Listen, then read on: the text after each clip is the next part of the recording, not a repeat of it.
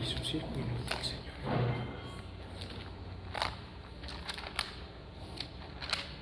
Amén.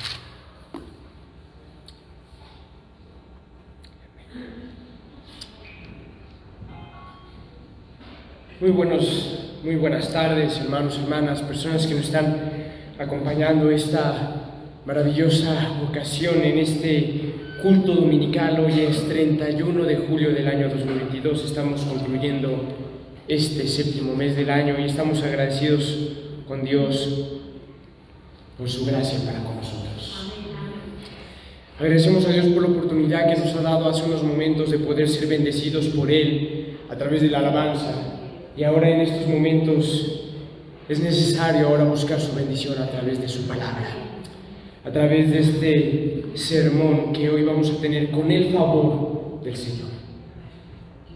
Así que, si les parece bien, vamos a iniciar con una oración para poner este momento en las manos del Señor. Padre, gracias, Señor. Gracias, Padre, por la oportunidad que nos has dado de estar aquí, Señor, un domingo más, Señor. Padre, hoy queremos pedirte que bendigas este culto, Señor, que seas tú, Señor, el que bendigas el sermón de esta tarde, Señor, para que hoy tú puedas hablar a nuestras vidas, Señor. Ciertamente, Señor, no queremos escuchar las palabras, los consejos o cualquier otra cosa proveniente de un hombre, Señor. Hoy queremos simplemente poder escuchar tu voz, Señor. No anhelamos nada más, no queremos nada más, no necesitamos nada más que oír tu voz, Señor. Tu palabra que es viva y eficaz, hoy traspase cada corazón, Señor. Hoy tu palabra pueda hacer aquello que solamente tu palabra y tu Espíritu Santo pueden hacer, Señor. Traer salvación y vida eterna, Señor. Padre, hoy tan solo pongo mi vida en tus manos, Señor. Reconociendo que delante de ti, Señor, soy un siervo inútil, Señor. Totalmente incapaz, Señor. Hoy tan solo utiliza mi vida para tu gloria, Señor. De manera que al final de esta reunión, tú seas el único glorificado, Padre. Bendice a cada una de las personas que hoy están aquí, Señor. Trata con sus corazones, Señor. En tu nombre. Amén.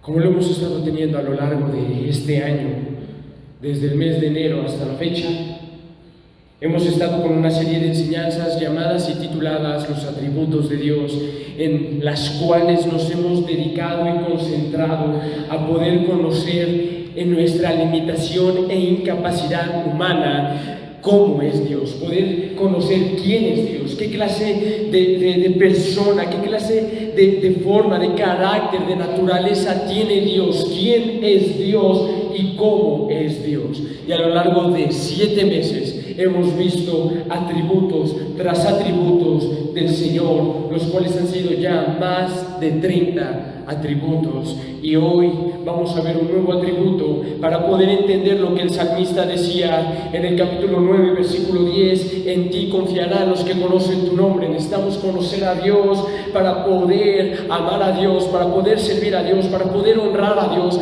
para poder leer las Escrituras y entender lo que estamos leyendo, para poder orar. Prácticamente necesitamos conocer a Dios, porque la indeterminación en las cuestiones espirituales es muy peligrosa, porque mucha gente no conoce quién es Dios y por eso sus vidas están en un engaño total.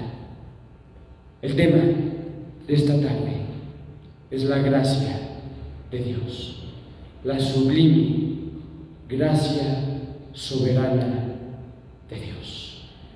Para poder iniciar, quiero que de una vez tengas en mente el estatus espiritual de tu vida. Hay únicamente 2 posibles estados en tu vida espiritual. ¿Estás muerto espiritualmente o estás vivo espiritualmente? ¿Estás en tinieblas o estás en luz?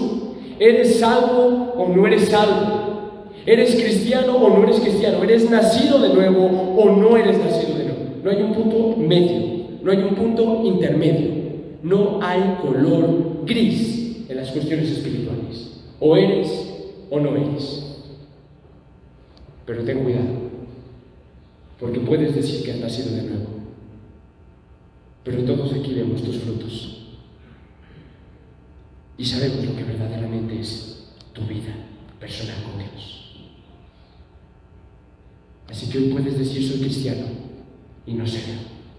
Cuidado, porque aquel que ha nacido de nuevo da frutos de un nacido de nuevo. No vive como antes vivía. La gracia de Dios. ¿Cuál es una definición secular de la palabra gracia? Los diccionarios nos brindan la siguiente definición y el siguiente concepto.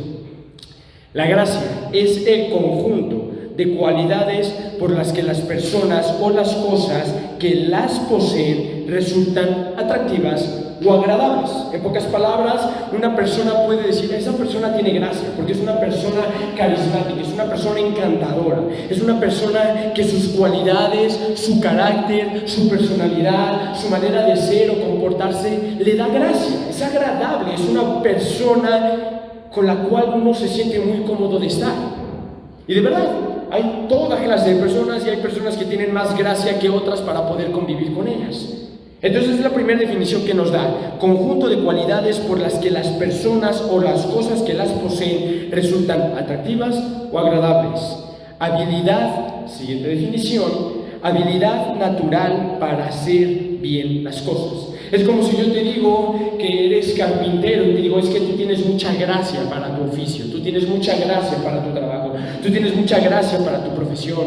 O a lo mejor es común que lo has oído: esa persona baila con mucha gracia, se mueve bien, tiene buenos movimientos, puede bailar lo que tú quieras, puede bailar lo que tiene gracia para hacerlo. Porque mira, tal otra persona se ve chistosa, parece un robot, no se mueve bien, no tiene gracia para bailar, está todo el tiempo tieso, está todo el tiempo tiesa, no sabe, no tiene gracia para hacer las cosas.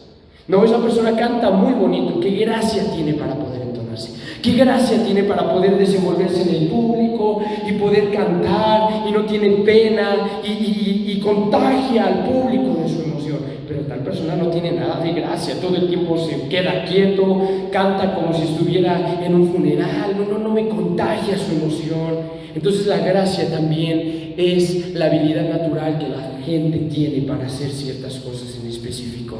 Pero quiero concentrarme en el último significado que nos dan los diccionarios: beneficio o favor que se obtiene sin merecimiento particular.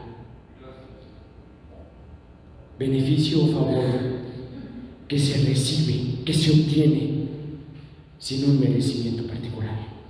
En pocas palabras, que tú recibes un favor, un beneficio sin merecerlo, pero aún así lo recibes.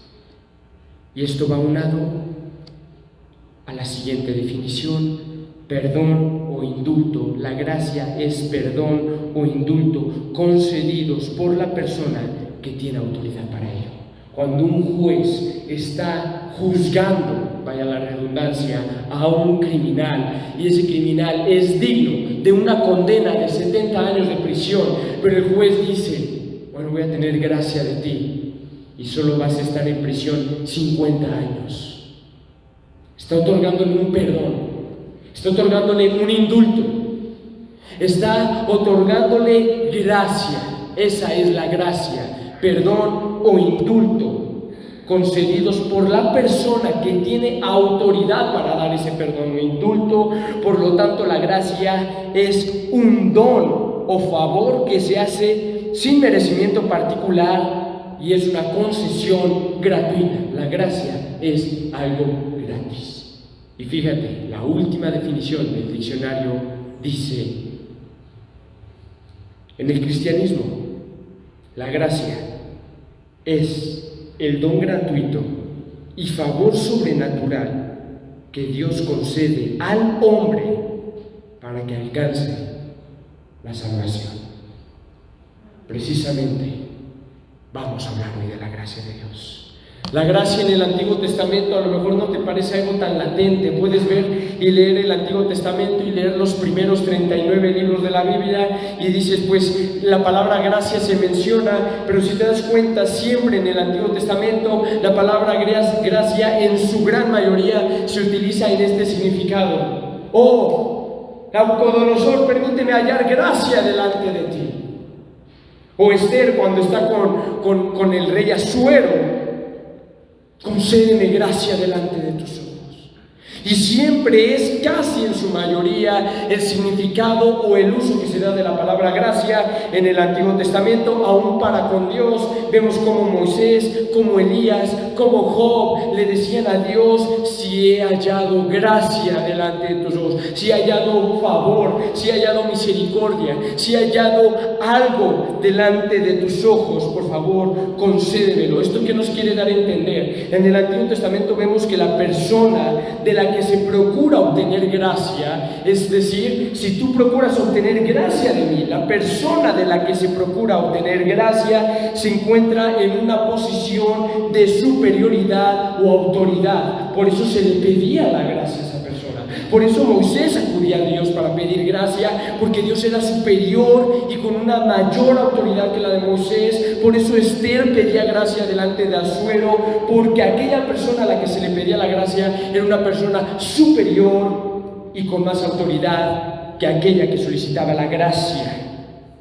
El superior, aquella persona superior, no tiene la obligación de mostrar gracia a aquel que se la pide. Porque imaginemos que en esta iglesia yo soy superior a todos ustedes, no lo soy, pero imaginemos que lo soy y tú vienes a mí y me pides gracia. Obviamente me la pides a mí porque yo soy superior a ti y tengo una autoridad que tú no tienes. Yo no estoy obligado a otorgarte la gracia. Yo no estoy obligado, atado o no tengo ninguna necesidad de poder tener gracia de tu vida. Dependes prácticamente de mí. Dependes de la decisión que yo tome. Dependes si yo te doy o no te doy la gracia. Y así es con Dios, amado. Nosotros necesitamos de su gracia, pero Él no está obligado a dárnosla. Él, estar en una posición de superioridad y autoridad, no tiene obligación alguna de otorgarnos su gracia. Y fíjate lo que dice el libro de Zacarías, capítulo 12, versículo 10. Vamos a ver un poco de la revelación de la gracia en el Antiguo Testamento. Dice su palabra a través del profeta Zacarías en el capítulo 12, versículo 10: y derramaré sobre la casa de David y sobre los moradores de Jerusalén espíritu de gracia y de oración. Y mirarán a mí, a quien traspasaron, y llorarán como se llora por hijo unigénito, afligiéndose por él como quien se aflige por el primogénito.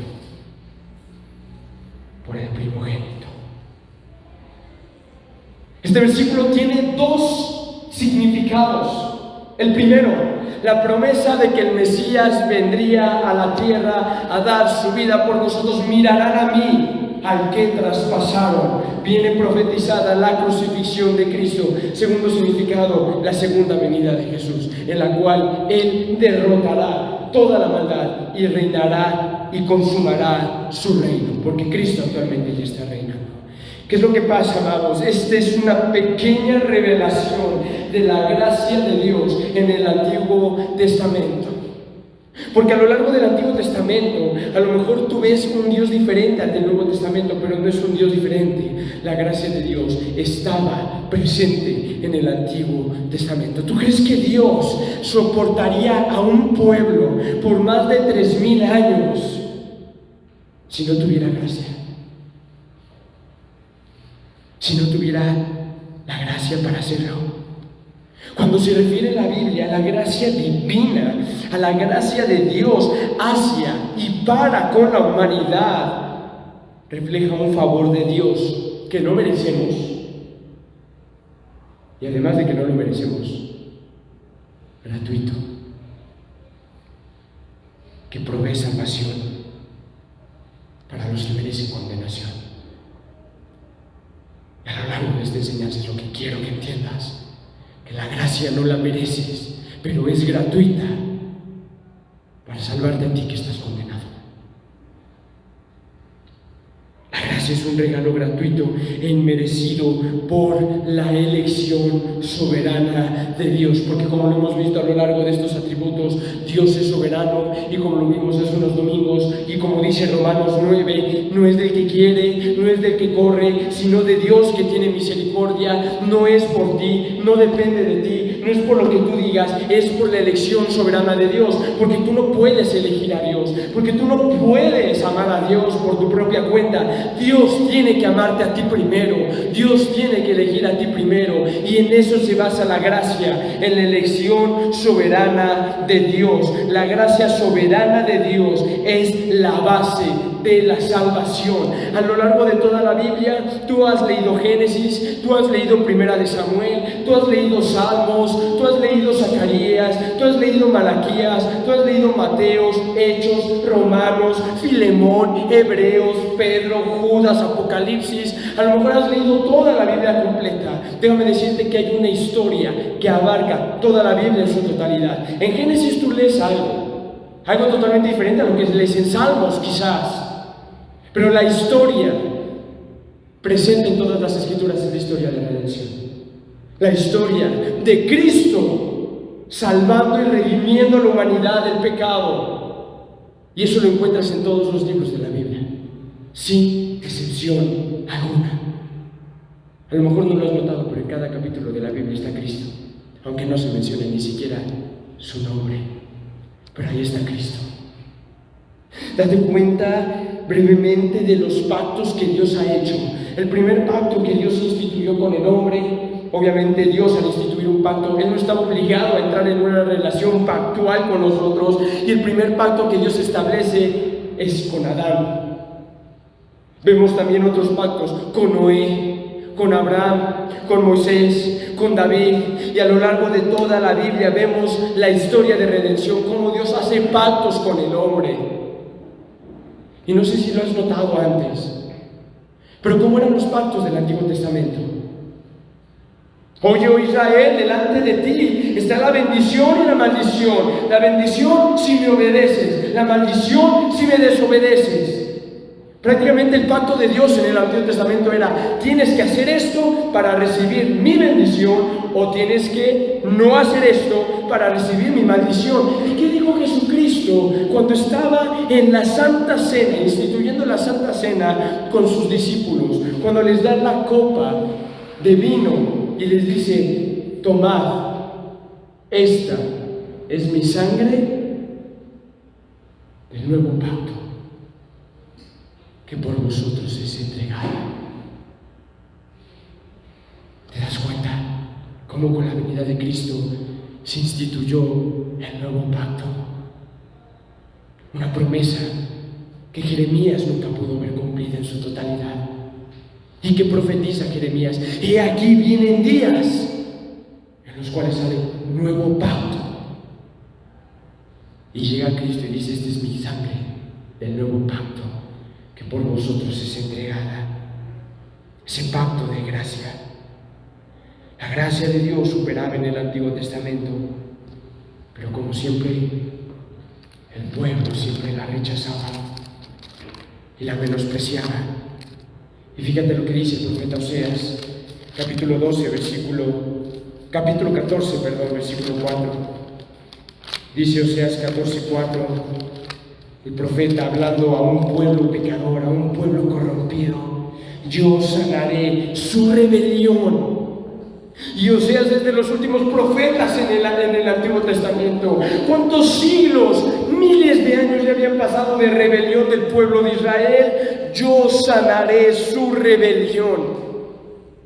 Los amaré de pura gracia, porque mira ese pacto de ellos. Eso es lo que hizo Cristo cuando vino a este mundo.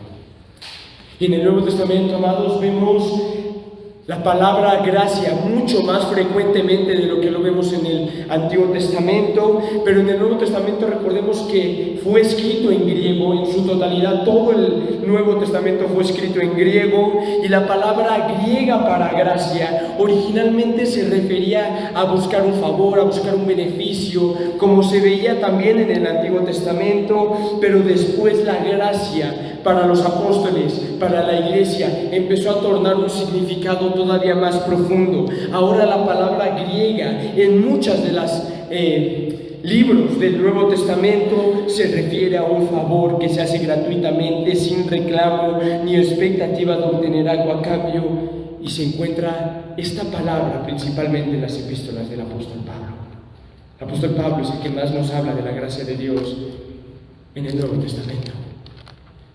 Y fíjate, Evangelio de Juan, capítulo 1,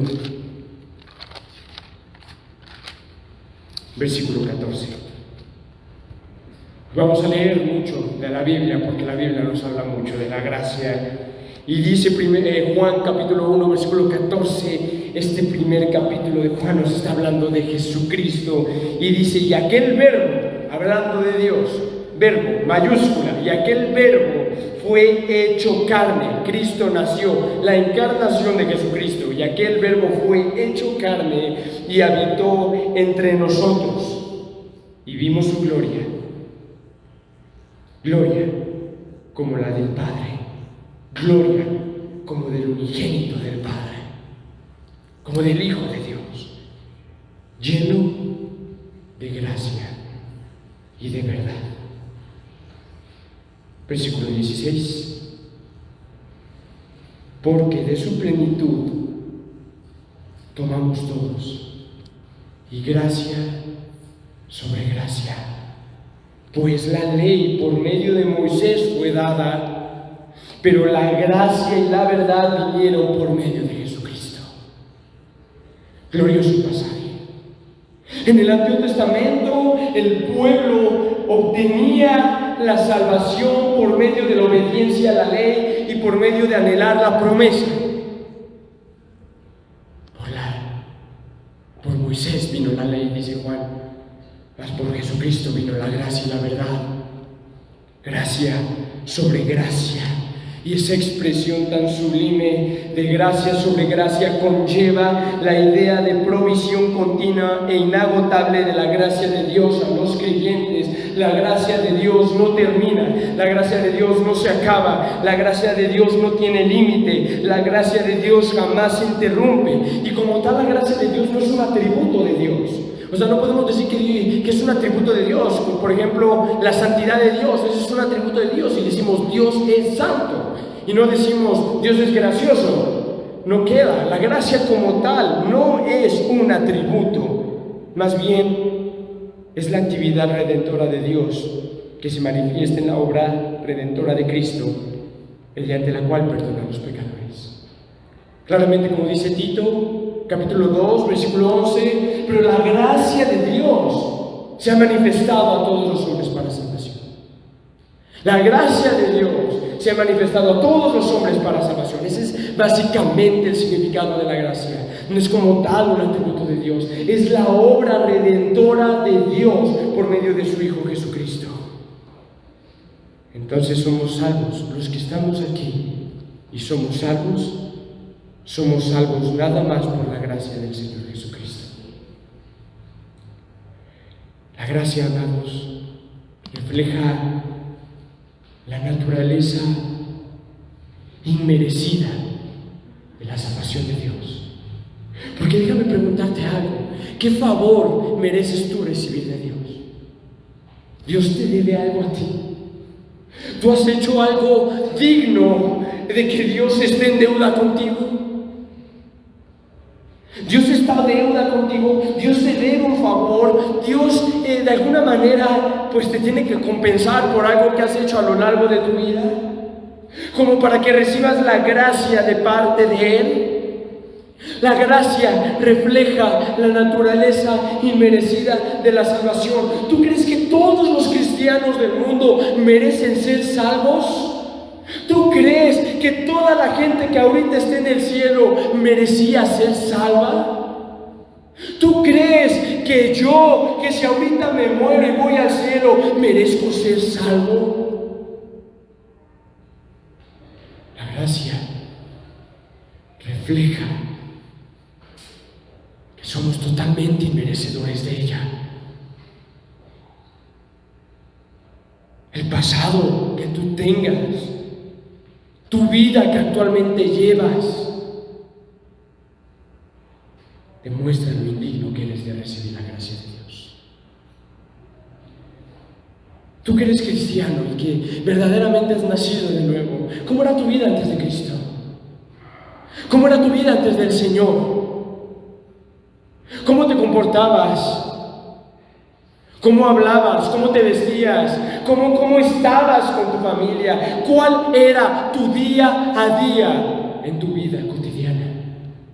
Tú que no has nacido de nuevo hoy, ¿cómo es tu vida actualmente? ¿Cómo vives cada día? ¿Cómo hablas? ¿Cómo te vistes? ¿Cómo te comportas? ¿Cómo actúas? ¿Qué es lo que piensas cada día en tu mente? Primera de Timoteo capítulo 1, versículo 14. Había una vez un hombre llamado Saulo en las Escrituras, el cual era sumamente religioso, sumamente fanático de la ley. Y él, en medio de esa religiosidad y fanatismo, se convirtió en un asesino y perseguidor de los cristianos. La primera iglesia que existió, la iglesia primitiva, después de que Jesucristo se fue nuevamente al cielo, inmediatamente fue asolada y perseguida. Y esta persecución fue encabezada por un hombre llamado Saulo, el cual se encargaba de golpear a los cristianos, de apedrear a los cristianos, de matar a los cristianos, de echarlos a la cárcel, niños, mujeres, ancianos, fuera quien fuera y de la edad que fuera, él se encargaba de destruirlos. Y llegó un momento en el que la gracia de Cristo alcanzó a este hombre. ¿Y qué nos dice ahora Pablo? Pablo en versículos anteriores está expresando lo que te acabo de expresar. Su persecución para con la iglesia, sus blasfemias, como el injuriador. Y dice, pero, ¿qué? La gracia de nuestro Señor. Pero la gracia de nuestro Señor fue más abundante con la fe y el amor que es en Cristo Jesús. Palabra fiel y digna de ser recibida por todos, que Cristo Jesús vino al mundo a salvar a los pecadores, de los cuales yo soy el primero. ¿Te das cuenta el valor y el significado que Pablo le daba a la gracia de Dios? En mi vida pasada yo era esto, en mi vida pasada yo hice esto, yo pequé de esta manera, yo cometí estas cosas delante de Dios, pero su gracia me alcanzó. Pero fue por su gracia que estoy aquí, porque su gracia fue más abundante que mi maldad. Por eso digo, palabra fiel y digna de ser recibida por todos, que Cristo vino al mundo a salvar a sus escogidos, a sus ovejas, a los pecadores, de los cuales yo soy el primero. No puede haber gracia de Dios si no entiendes esto. No puede haber salvación en tu vida si no entiendes que eres el peor y el más aborrecible de los pecadores. La semana pasada estaba con algunos jóvenes, estábamos platicando en la noche, estábamos compartiendo la experiencia que cada uno de nosotros tuvo con el Señor, estábamos teniendo un momento de mucha bendición y cada uno contaba su historia. Y aunque cada uno vivió una vida totalmente diferente, todos llegamos a la misma conclusión. Yo era el peor de los pecadores. Porque no puede haber salvación si no entiendes eso. Porque si tú crees que eres bueno, porque si tú crees que no eres tan malo, porque si tú crees que hay gente peor que tú, ¿cómo te va a brillar la gracia de Dios? Asómate por la ventana y dime si ves las estrellas. ¿Las puedes ver? ¿Es posible ver las estrellas en este momento? Porque el sol brilla, ¿verdad? Espérate a que den las 10 de la noche y que todo esté en profundas tinieblas y podrás ver las estrellas brillar. Hasta que no entiendas lo negro de tu corazón, hasta que no entiendas lo oscuro, las tinieblas que hay en tu vida, la gracia de Dios jamás va a poder brillar en ti. Tienes que ver las tinieblas que hay en ti. Tienes que ver lo podrido de tu condición. Tienes que ver lo malvado de tu corazón. Tienes que ver esa maldad que hay en ti tan negra como la noche, para que cuando alces los ojos al cielo veas la gracia de Dios brillar en tu vida. Porque si tú crees que eres bueno, tú un día vas a ver el sol y nada más te vas a estar viendo a ti mismo y nunca vas a poder ver la gracia de Dios. De los pecadores, de los cuales yo soy el primero. La salvación depende totalmente de la gracia divina, desde el principio hasta el fin, desde la A hasta la Z del alfabeto bíblico, del alfabeto celestial, de como quieras llamarle, todo en la salvación es por gracia. Desde el principio hasta el fin, todo en la salvación es por gracia y solamente por gracia. Todo es un favor inmerecido. Nada es por mérito propio. Nada, absolutamente la salvación, nada es por mérito propio. No es posible mezclar la gracia con las obras. No hay manera. Es totalmente incompatible. Sería más fácil combinar aceite con agua que tratar de mezclar la salvación y la gracia con las obras. No es posible mezclar la salvación y la gracia con las obras, porque no es por méritos tuyos, no es por mérito propio. Y fíjate bien lo que dice Romanos 11. Lo veíamos al principio de nuestra reunión hoy, y fíjate lo que dice Romanos 11, versículo 6. Pablo nos está hablando acerca de cómo en estos tiempos y en tiempos futuros Dios escogería un remanente, poquita gente, un puñado, un remanente escogido por Dios y por gracia. Dice el versículo 6, y si por el versículo 5, perdón, así también, aún en este tiempo, ha quedado un remanente escogido por quién. Por Dios. ¿Por medio de qué lo escogió Dios? Por gracia. Así también, aún en este tiempo, ha quedado un remanente escogido por gracia. Y si por gracia, ya no es por obras. Y si por obras, ya no es gracia. De otra manera, la obra ya no es obra.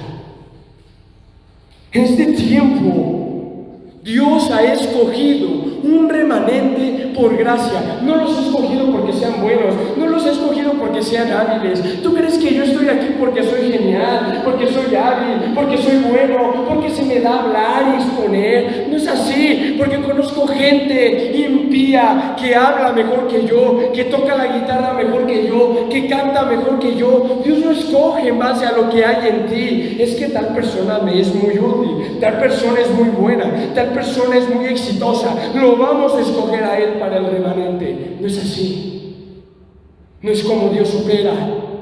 Tú puedes irte a un río y tratar de buscar piedras para hacer que brinquen en el agua, y a lo mejor, si lo has hecho, sí tuviste infancia. Si no lo hiciste, no tuviste infancia, a lo mejor. Pero ¿qué es lo que hacías cuando ibas al río? Tomabas una piedra, pero no decías, la piedra que sea. No. Tomabas una que cumpliera con algunas características, porque no todas las piedras pueden brincar en el agua.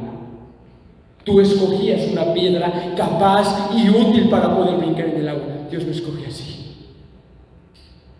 Dios no escoge así.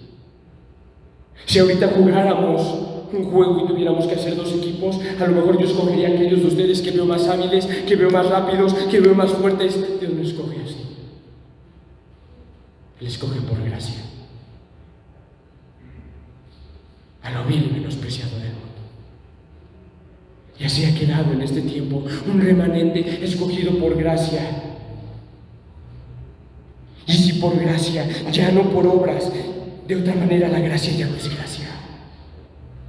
No es por mérito tuyo propio, no es por lo que hagas, no es por lo que digas, no es por lo que no hagas, no es por lo que no digas, no es por nada que tú puedas hacer, porque ¿qué puedes hacer tú delante de los ojos de Dios que sea digno de que puedas recibir su gracia? Porque tus mejores obras de justicia delante de Dios son trapos inmundos, es basura lo que puedas hacer tú delante de los ojos de Dios. Puedes pasarte toda la vida donando dinero, regalándole comida a los pobres, yendo al hospital, yendo a ver a los enfermos, yendo a las cárceles a hablarle a la gente. ¿Y qué? Al final tus obras no te van a hacer salvo. Al final lo que tú hagas no te va a llevar al cielo. Al final lo que tú hagas en tu vida diaria no te va a dar la salvación, porque no depende de ti. Entiéndelo bien, no depende de ti. A lo mejor has estudiado una carrera profesional, a lo mejor te ha ido bien en el trabajo y a lo mejor has puesto esfuerzo en ello. No es igual en la salvación. Por más que te esfuerces, tú no puedes hacer nada para ser salvo, porque no depende de ti, porque no es por ti o por lo que hagas o por lo que digas. ¿Sabes lo único que yo aporté a la salvación que Cristo hizo en mi vida? ¿Sabes cuál es la única cosa que yo hice para que Cristo me salvara a mí? La única cosa que yo aporté a la obra de salvación de Cristo en mi vida fue mi pecado. Cristo hizo todo lo demás. Lo único que yo hice fue pecar. Lo único que yo hice fue escupirle en el rostro. Lo único que yo hice fue difamar su nombre. Lo único que yo hice fue ofenderlo vez tras vez, con mis palabras, con mis pensamientos, con mis acciones. Eso es lo único que el ser humano puede aportar a la salvación: su pecado. Porque de lo demás, a nada. Los judíos creen que van al cielo por obedecer la ley. Los musulmanes creen que van al cielo por obedecer el Corán. Los católicos creen que van al cielo por sus indulgencias, por sus buenas obras, porque se persignan, porque sus rosarios.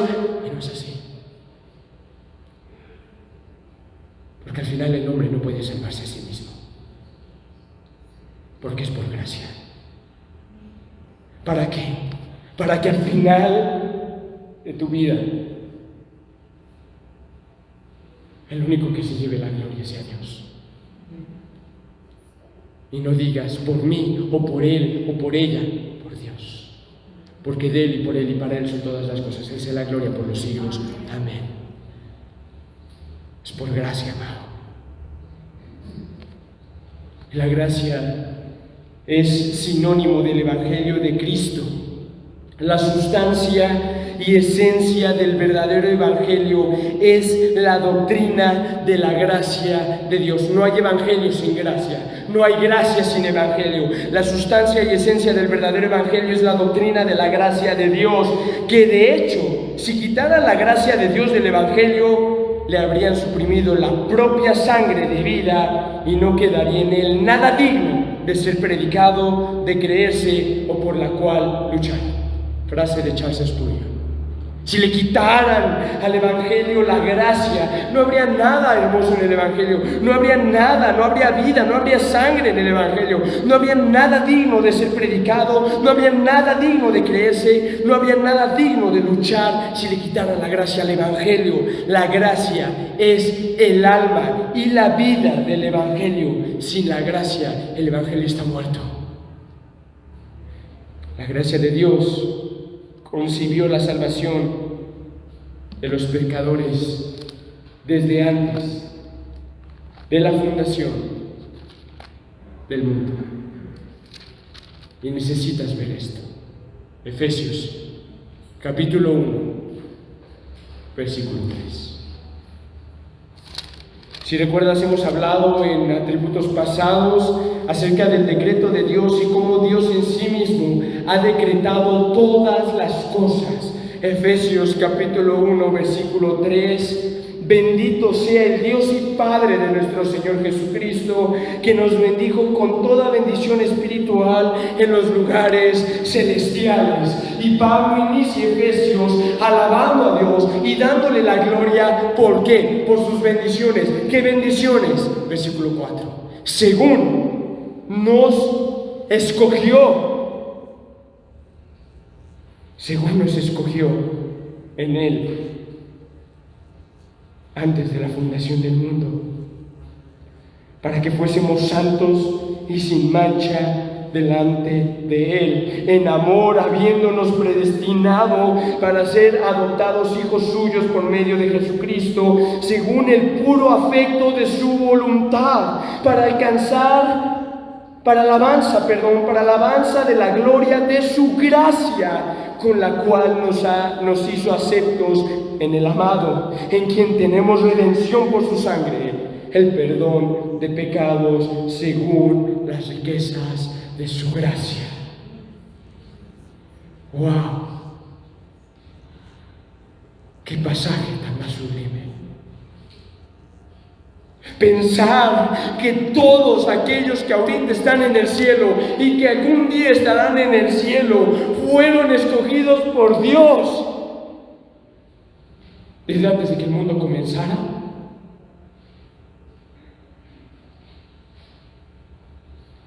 ¿Qué te hace sentir eso, hermano? ¿Qué te hace sentir eso, hermana? Que ahorita tú vives en 2022 después de Cristo y antes de Cristo y antes de la fundación del mundo. Dios ya había pensado en ti. Qué verdad tan más sublime, ¿no crees? Qué cosa tan más preciosa, ¿no crees? Qué cosa tan más divina el poder entender que desde antes de que el mundo fuera creado, Dios ya te tenía en la mente. Dios ya te había escogido. No por lo que ibas a hacer bien, no por lo que ibas a hacer mal. Dios ya te había escogido. Él sabía cuál iba a ser tu vida, Él sabía cuál iba a ser tu proceder, Él sabía cómo iba a ser tu vida delante de Él. Él ya lo sabía y Él dijo: aún así lo escojo. Él nos escogió antes de la fundación del mundo, de una manera incondicional.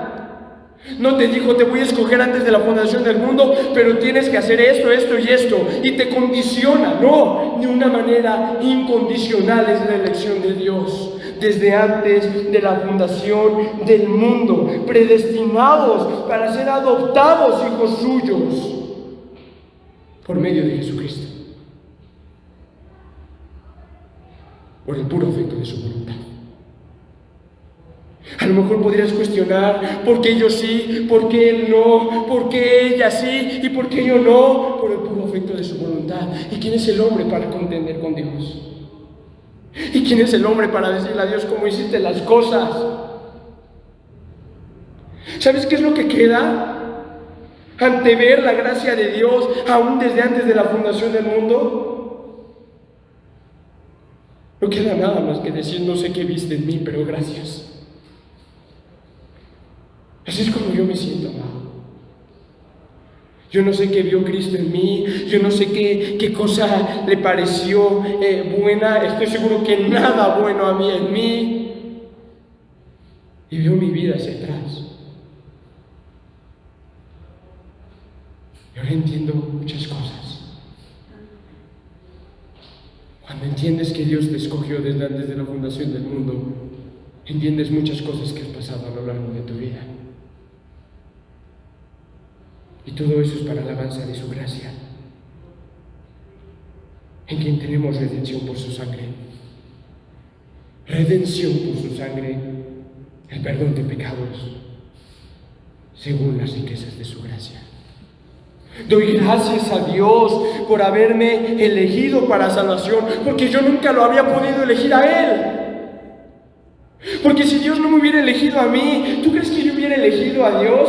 No, si es que soy una buena persona, entonces yo naturalmente tarde o temprano iba a escoger el camino del Señor. No es así, no es verdad, eso es una mentira. Por eso estamos aquí, no porque tienes auto, no porque alguien te trajo, no porque el taxi te trajo, por la gracia de Dios. Pues gracias a Dios por mis hermanos en Cristo, porque Dios los escogió, porque estoy seguro que si no hubiera sido por Dios, mis hermanos jamás habrían escogido a Dios, al igual que yo. Obviamente Dios tuvo que habernos amado antes de la fundación del mundo, antes de que naciéramos, porque después de nacer, ¿qué habría habido en nosotros que Dios pudiera amar? Si Dios te hubiera amado después de que tú nacieras, ¿qué hubiera habido en ti que Dios pudiera amar? Nada, absolutamente nada. Por eso Dios nos amó desde antes de la fundación del mundo. Y esa es su gracia. Y Pablo se la recuerda a Timoteo, en 2 de Timoteo capítulo 1, versículo 9. Pablo se está despidiendo de Timoteo porque está por ser decapitado Pablo por amor a Cristo. Y dice capítulo 1, versículo 9, hablando acerca de Jesucristo, dice: Jesús, quien nos salvó y llamó con llamamiento salvo, quien nos salvó y llamó con llamamiento santo, no conforme a nuestras obras. No conforme a nuestras obras, sino según el propósito suyo y la gracia que nos fue dada en Cristo Jesús antes de los tiempos de los siglos. Antes de los tiempos de los siglos. Por naturaleza, amados, el hombre huye de Dios. Y si el hombre regresa con Dios, y si el hombre se encuentra con Dios, es únicamente por su gracia. La gracia de Dios es necesaria debido a que el hombre es incapaz de hacer algo para salvarse y es indigno de ser salvo. La gracia de Dios es tan necesaria, es tan obligatoria, porque sin la gracia de Dios el hombre es totalmente incapaz de salvarse a sí mismo y es indigno de ser salvo. Lo vemos en uno de los capítulos más impresionantes de toda la Escritura, Romanos capítulo 3, versículo 10. Romanos capítulo 3, versículo 10. Y presta atención a estas palabras, porque son necesarias para poder entender la gracia de Dios.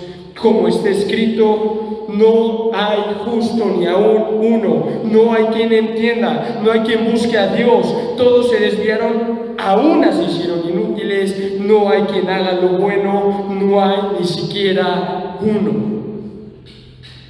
Es necesario que entiendas bien estas palabras. No hay justo en la tierra ni aún uno. No lo hay, no existe. No hay quien entienda. No hay quien entienda los caminos del Señor por cuenta propia, por su propia voluntad. No hay quien entienda. No hay quien busque a Dios. Porque esa es la realidad. El hombre impío, aunque venga a la iglesia, no está buscando de Dios, porque no hay quien busque de Dios. Todo el tiempo mucha gente está diciendo: es que no es cristiano, pero busca de Dios. No es así, porque aquí dice: no hay quien busque a Dios. No lo hay. No hay quien busque a Dios. Todos se desviaron. Aún se hicieron inútiles. No hay quien haga lo bueno, ni aún uno.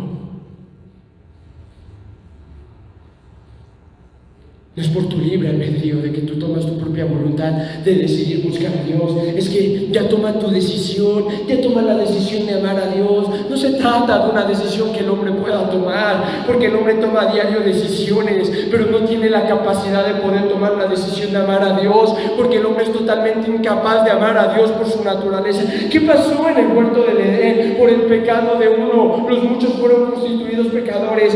Por el pecado original, toda la humanidad viene a tener una naturaleza depravada, caída y pecaminosa, y el hombre es totalmente incapaz de amar a Dios, de obedecer a Dios. Tienes la ley de Dios escrita en tu corazón. Cuando naciste, desde que eras niño, tú sabías lo que era bueno y malo, independientemente de lo que tus padres te enseñaron. pero en ti no había poder para poder obedecer a Dios. ¿O sí? Por el pecado de uno, los muchos fueron constituidos pecadores. ¿Qué hizo Cristo? Por la obediencia de uno, los muchos pueden ser constituidos justos. No es por tu obediencia, por tu amor, por tu fidelidad, no, es por la de Cristo. Versículo 23. Por cuanto todos pecaron y están destituidos de la gloria de Dios. Si traemos a los niños que están acá en el saloncito y leyéramos este versículo delante de todos, aún ellos están incluidos, porque ellos ya han pecado en contra de Dios. Sin excepción alguna, por cuanto todos pecaron y están destituidos de la gloria de Dios. ¿Cómo podemos entender la gracia de Dios si no entendemos el principal y fundamental principio de las Escrituras? Que por cuanto tú has pecado, mereces ir al infierno, mereces morir en este momento y arder eternamente en el infierno a causa de tu pecado. Porque has pecado, porque no eres un santo, eres todo menos santo. Porque tu vida no es una vida piadosa, no es una vida de integridad, no es una vida de amor para con Dios y de rectitud delante de Él. Podemos cantar cada domingo, podemos levantar las manos delante de la presencia de Dios, podemos aplaudir, puedes gritar durante la alabanza. Eso no te va a hacer santo, eso no te va a hacer piadoso, eso no te va a hacer salvo. Por cuanto has pecado y estás destituido de la gloria de Dios, no hay salvación para tu vida. El rumbo de tu vida es el infierno y el castigo final de tu vida es el infierno. Y no hay nada más para eso. Por cuanto todos pecaron, están destituidos de la gloria de Dios. No son mis palabras, no es mi doctrina, no es mi filosofía, no es mi entendimiento de las cosas, es lo que la palabra de Dios dice. Siendo justificados gratuitamente por su gracia, mediante la redención que es en Cristo Jesús, a quien Dios puso como propiciación por medio de la fe en su sangre, para manifestar su justicia a causa de haber pasado en alto en su paciencia los pecados pasados. La salvación proviene de la gracia manifestada en la muerte de Cristo. La gracia es por mérito de Cristo. Siendo justificados. ¿Qué es ser justificado? No eres justo. Cristo es justo y la justicia de Cristo te es imputada. Cristo te justifica a pesar de tu maldad, por cuanto todos pecaron y están destituidos de la gloria de Dios, siendo justificados gratuitamente. ¿Entiendes esa palabra? Porque en esta vida solo hay dos caminos: o algo es gratis o no lo es. O algo te cuesta, a lo mejor alguien te regala algo, a lo mejor alguien te hace un favor, pero con el objetivo de que tú le debas ahora un favor, con el objetivo de que ahora tú le debas algo. O algo en esta vida es gratis o no lo es. Justificados gratuitamente.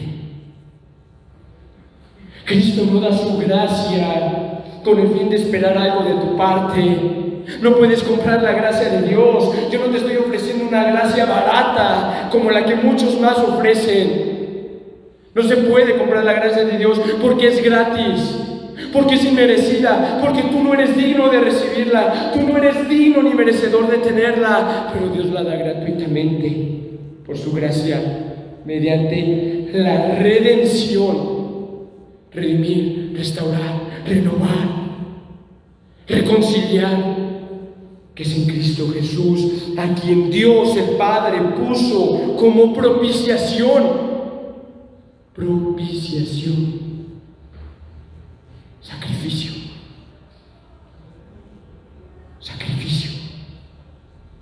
Sacrificio expiatorio.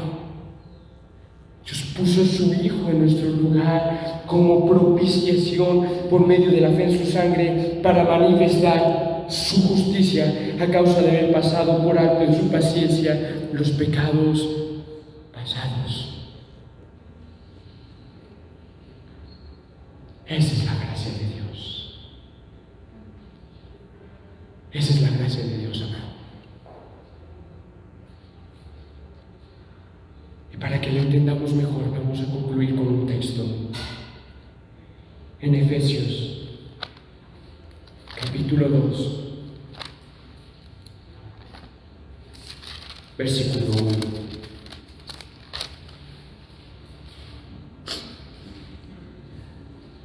Dice su palabra: y Él, hablando de Dios, hablando de Cristo, y Él os dio vida a vosotros cuando estabais muertos en vuestros delitos y pecados. Y Él os dio vida a vosotros cuando estabais muertos en vuestros delitos y pecados. ¿Te das cuenta de lo que te decía hace unos momentos? O estás vivo espiritualmente o estás muerto espiritualmente.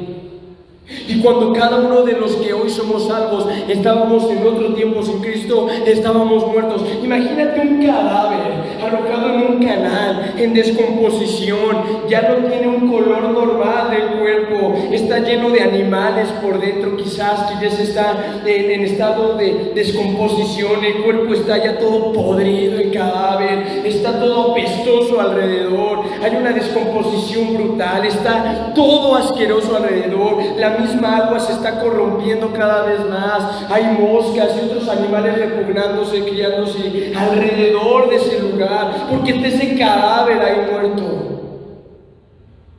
Así es la vida de uno antes de conocer a Cristo. Un cadáver podrido. Él os dio vida a vosotros cuando estabais muertos en vuestros delitos y pecados.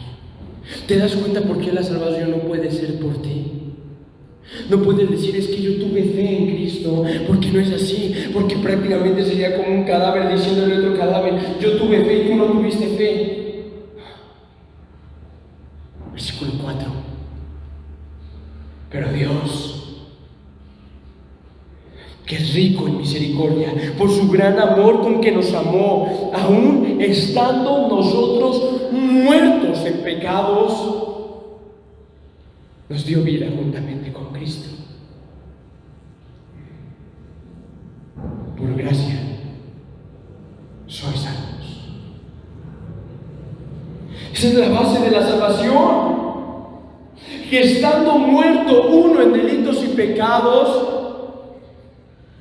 Dios nos dio vida juntamente con Cristo. Dios nos resucitó de nuestra muerte espiritual. Dios nos trajo vida eterna por gracia nada más. Por gracia sois salvos. Y juntamente con Él nos resucitó. Y asimismo nos hizo sentar en los lugares celestiales con Cristo Jesús. ¿Quién eras tú para recibir eso?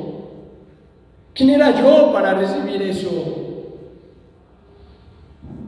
¿Por qué lo hizo? ¿No te has preguntado eso, tú que eres cristiano? Yo hay días en que me meto a orar y lo único que le digo a Dios al comenzar es: ¿por qué lo hiciste?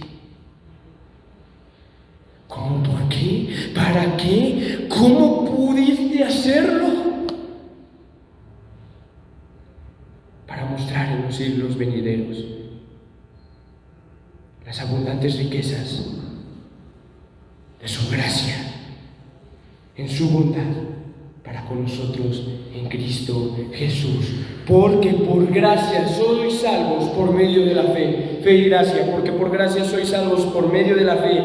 Y esto no es de ti, esto no es de vosotros, pues es don de Dios. A Dios le pertenece la fe, a Dios le pertenece la gracia, y Él es el que la pone en la vida de una persona cuando quiere traer salvación, no por obras, para que nadie se gloríe. La salvación es por gracia, de principio a fin. Los profetas anunciaron acerca de la gracia de Dios. Cristo vino a consumar ese pacto de gracia, y el llamado soberano de Dios atrajo a sus ovejas por medio de su gracia soberana. No se puede comprar la gracia de Dios, amado. Si en algún momento has pensado que puedes comprar la gracia de Dios por medio de tus acciones o de cualquier otra cosa, no puedes comprar la gracia de Dios.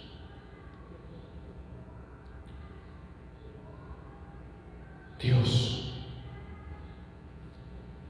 por naturaleza, regala sin esperar nada a cambio. ¿Qué clase de persona es así? Dios regala sin esperar nada a cambio. Y no te regala $1,000,000 de pesos. Y no te regala una cena en el mejor restaurante del mundo. Él te da la gracia para poder hallar la salvación.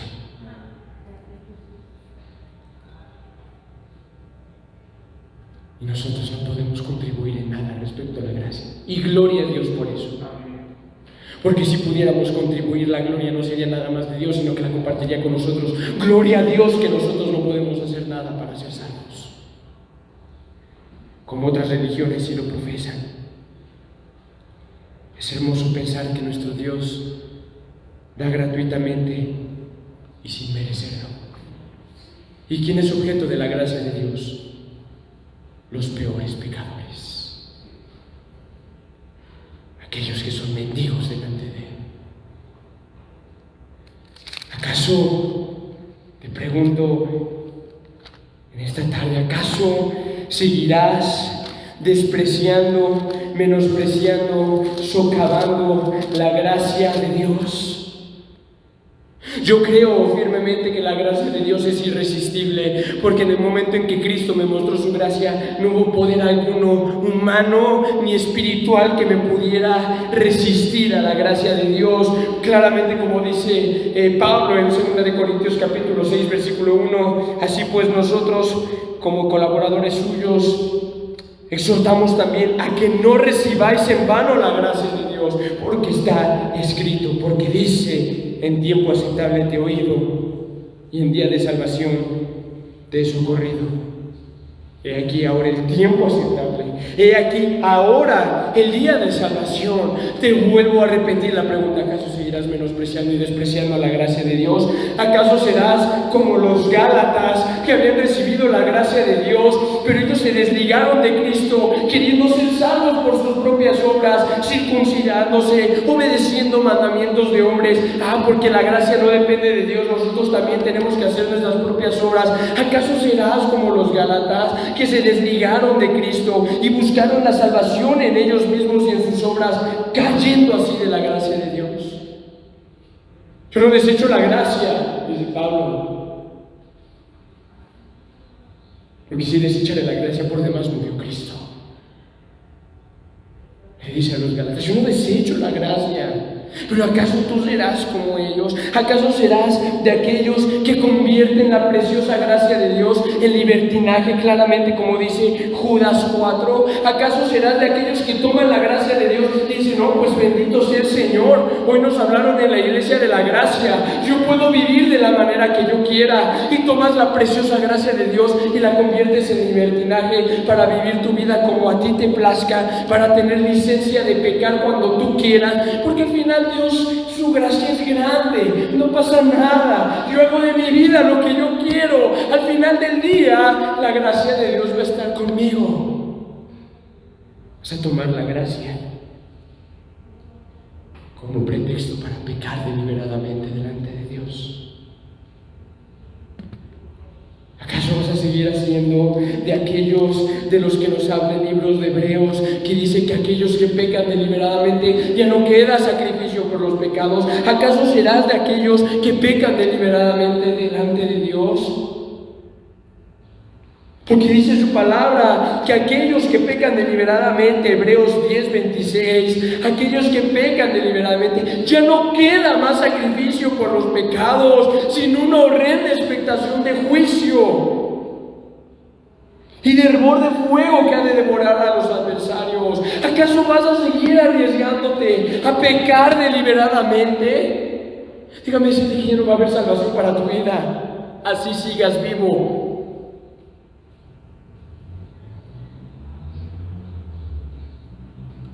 Aquellos que pecan deliberadamente de Dios, ya no queda más sacrificio por los pecados. cuánto mayor castigo, dice su palabra. ¿Pensáis que merecerá el que pisoteare al Hijo de Dios y tuviere por inmunda la sangre del pacto, en la cual fue santificado, e hiciere afrenta al Espíritu de gracia? ¿Cuánto más será el castigo?, dice el versículo 29. Si pisoteas al Hijo, si tienes por inmunda su sangre, si haces afrenta al Espíritu de gracia, ¿qué harás entonces? La palabra de Dios dice que Él resiste y aborrece a los soberbios, pero da gracia a los humildes. El corazón contrito y humillado Dios no le echa fuera.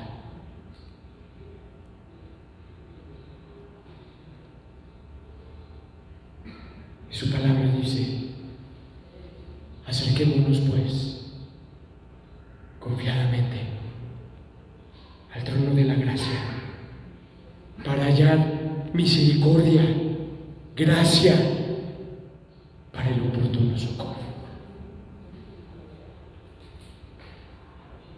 Cerremos nuestros ojos. Señor, es por ti que hoy podemos acercarnos delante de ti. Porque si no fuera por tu gracia, Señor, no podríamos acercarnos delante de ti. Oh, pecador, a lo mejor piensas que eres el hombre más vil del mundo. Sí lo eres, como yo también lo soy. Pero déjame decirte algo. Clama al Señor, búscalo mientras pueda ser hallado, llámalo en tanto que está cercano, dice su palabra. Un trono de gracia es un lugar apropiado para ti.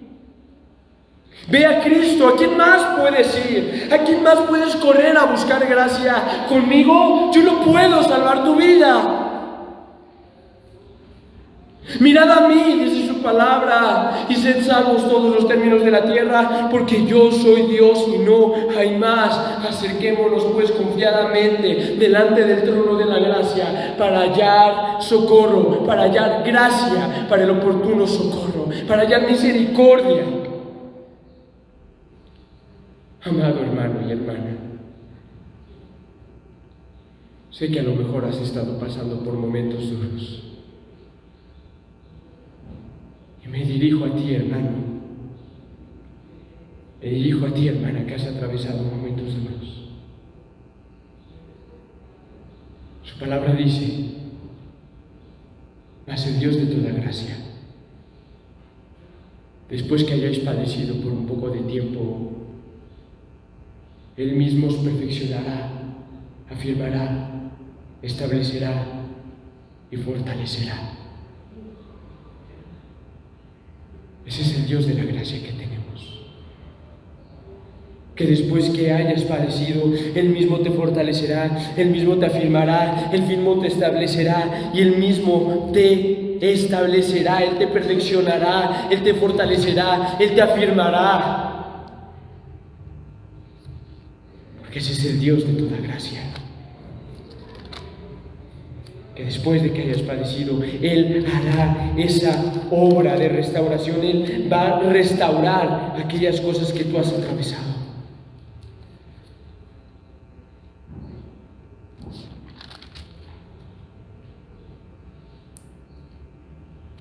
Él lo hará, porque Él es fiel y su palabra es fiel. Y el mismo Jesucristo, Señor nuestro y Dios nuestro Padre, el cual nos amó y nos dio consolación eterna y buena esperanza por gracia, conforte vuestros corazones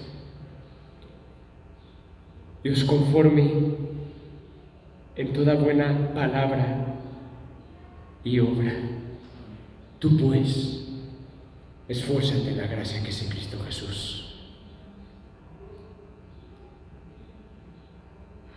A lo mejor Dios te ofrece su gracia de una manera gratuita. Pero déjame decirte que para Dios no fue gratis la gracia.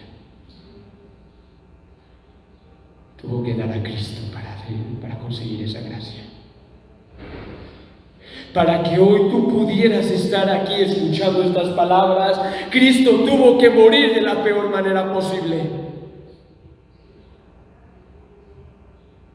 Fue un precio caro. Pero por ese precio hoy estamos aquí. Gracias, Señor, por tu gracia. Gracias porque tu gracia es soberana y tú se la das a quien tú quieres, Señor. Y no podemos hacer nada delante de tu gracia más que admirarla y postrarnos delante de ti en gratitud.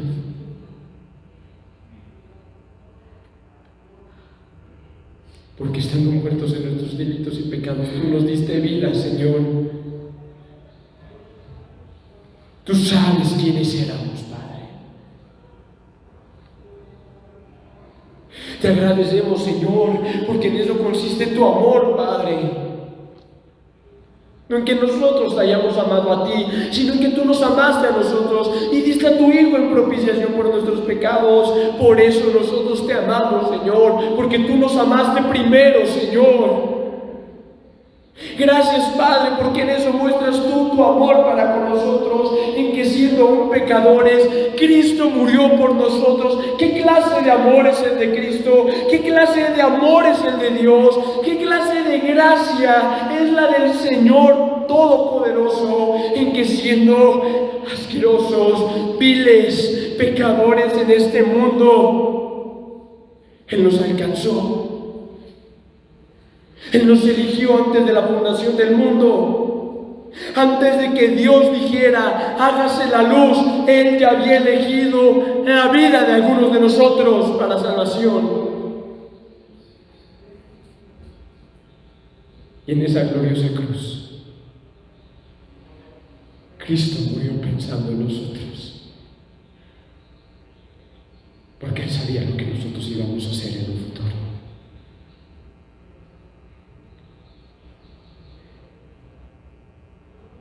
Porque el buen pastor su vida da por las ovejas. Y las ovejas oyen su voz y le siguen, y nadie jamás las arrebatará de su mano. Gracias por tu gracia, Señor. Amén y amén. Amados hermanos, así como fue la vida del apóstol Pablo, y para terminar, también por la gracia de Dios es que nosotros estamos aquí. Por la gracia de Dios somos lo que somos, como decía Pablo, y estamos obligados a confesar que es por gracia nada más que estamos aquí, y desechar los pensamientos que fue por nosotros o por nuestras obras que el Señor nos eligió. Que nos corresponde a nosotros dar de gracia lo que de gracia hemos recibido. Ahora te corresponde eso a ti. Dios ya fue demasiado bueno con nosotros y nos ha dado de su gracia. Ahora nos toca a nosotros dar de gracia lo que de gracia hemos recibido, y predica siempre reflejando la gracia de Dios, como decía Pablo, que tu palabra siempre esté sazonada con gracia y sal. Y gloria a Dios, porque su gracia nos preservará hasta el final de los tiempos. Que tengan una hermosa mañana y primero Dios, nos vemos la próxima semana.